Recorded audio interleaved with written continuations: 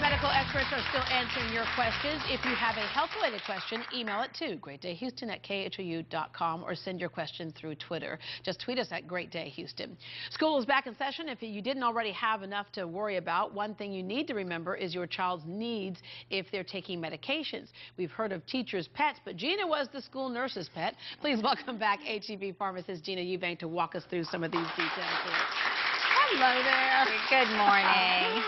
Okay, so over the summer, you were in control of your children's medications that they're taking through the day, but now you kind of have to make the handoff to the school nurse. Yes. In many cases. And you could have had conditions that developed over the summer, and so it's very important that you set up the year for your student, your teacher, and the nurse to win. You know, where it's a successful year. So you've got to start out with, making sure that your medications are in date, and, if there's an EpiPen that your child needs. Food allergies are a huge deal at school. Right.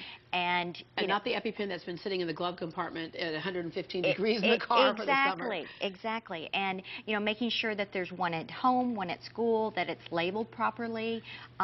Also, as far as asthma, making sure that there's an inhaler. Yeah. And I hear from a lot of parents that the kids, they're really leery about going to the nurse or going to the teacher because they don't want to stand out, and with bullying going on, and so they'll wait a little longer. So it's very important to have the conversations not only with your child, the importance of recognizing and these things. Even with a child, like in cases of asthma and food allergies, of letting your new friends, because every year the class can change, know that you have this in case, sometimes the kids are the first ones who realize something's wrong if they're out in the playground or something, so that way they'll know to go get help from a teacher.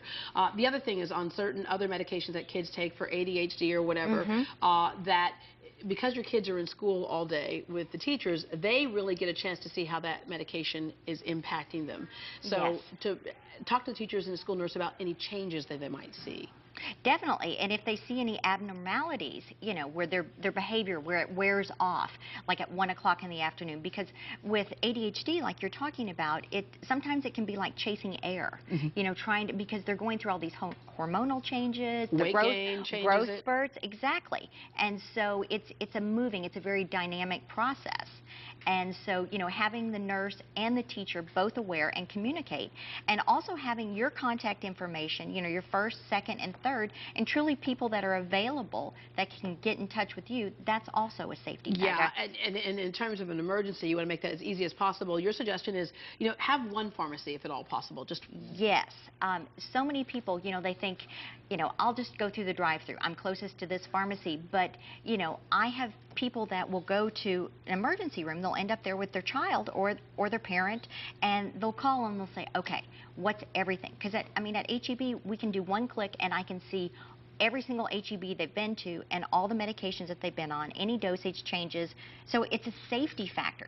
Pick your pharmacy and just you're chained. Yeah. And be aware of changes in laws, because one thing that was really confusing for a lot of folks recently was with some of the ADHD medications, it used to be that you have to go pick up the prescription every month. And now the laws change where you can actually pick up, you get, 3 months at a time, or you can at least get a prescription that's good for 3 months at a time. Well, and the way that works is your doctor can write a prescription for a 90-day supply. Not all doctors will if they're trying to adjust the dose. And the other limiting factor is insurance companies sometimes won't pay for 90-day supply. So what I suggest to people to do is get your doctor to write 3 separate prescriptions. And it just saves you time from going back and picking them up all the time. And it will have, all 3 will have the same original date that they were written on, but then in the middle they'll have the earliest fill date. And then the easiest thing to do, just take it to the pharmacy immediately, drop all 3 off. That way you don't have to keep up with it, dig through your purse, and then when you're running low about a week out, just call your pharmacy. Then if they need to order it, whatever, you're taken care of. Okay, we have an email question for you. This is from Elaine. Elaine says, my daughter gets headaches. She is 14 years old. Can she keep Motrin in her purse, or will she get in trouble? Okay, excellent question, because they will not allow them to have medication in their purse.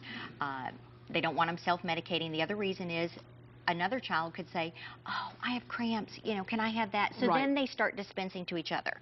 So my advice would be to speak to the school and find out exactly what the requirements of that particular school. I have some patients where they speak to their doctor. Their doctor will write a prescription. We print up a label. We put it on the over-the-counter medication.